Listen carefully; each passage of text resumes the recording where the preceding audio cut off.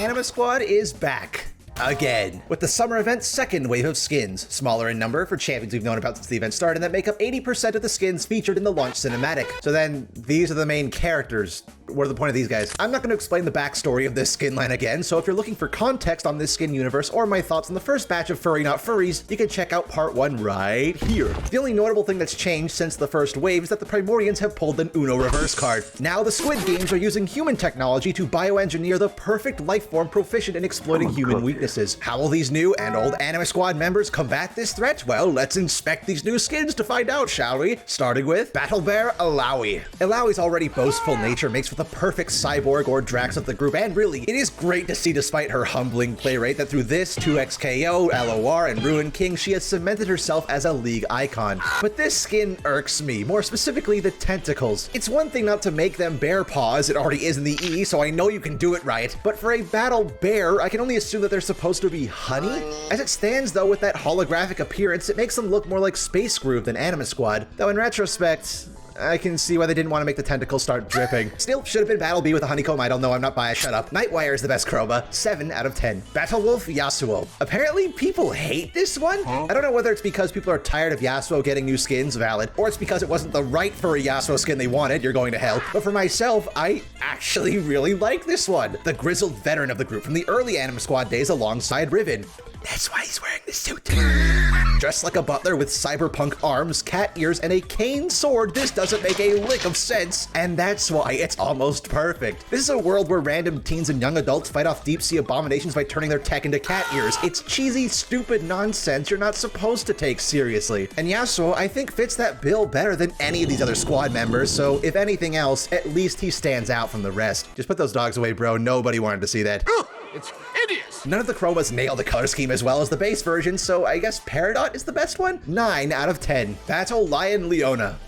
Actually, it should have been Battle Lioness, right? Also, can we just agree that Leona is cursed? Looking more like she should have released alongside the very first wave of Anima Squad skins and acting as the muscly big sister of the group, even though Ilaoi is right there. I imagine it's exactly like her initial inception. Leona seemingly only exists here because they needed a female tank. Just, you know, with the modern twist now that Riot keeps forgetting that Rel exists. It's not offensively bad, but it's a perfect example of why Leona needs an ASU. Meteorite is the best chroma, 5 out of 10. With the Prestige verse, that's not Leona. That's just Vayne if she decided to become a Charge Blade main. Primordian Briar. The Primordian's first experiment of combining human and Primordian DNA, and it failed miserably.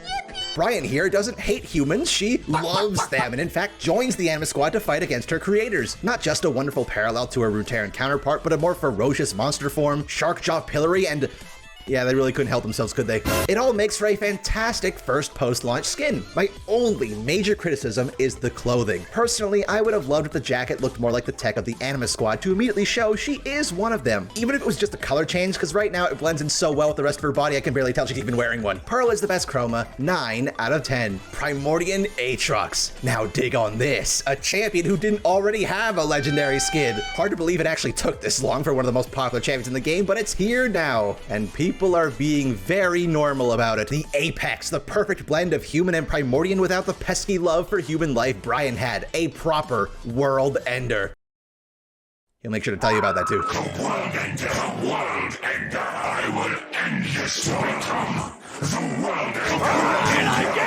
And man, the polish on this one is just insane. That sound design, monster form, the twice as many voice lines as Seraphine, the special interactions, the dance. This would be an easy, absolute 10 out of 10 if it weren't for the shaky Lee legs, same death animation as the base skin, and baffling downgrade from the original version of the splash art. We was robbed! Abyssal is the best chroma, 9 out of 10. Overall, Anima Squad Wave 2 gets an 8.5 out of 10. Just like Soul Fighter, not only did the second wave contain a legendary skin of the villain, please keep doing this right, but in my eyes, the best was saved for last. It's funny, I thought I was gonna hate this year's summer event, but it greatly subverted my expectations. The new game mode is fantastic. The new skins are mostly fantastic. And of course, Riot finally learned from their mistakes, not suffocating the new champion release by launching them at the exact same time as the big event and an avalanche of new skins for some of the league's most popular champions.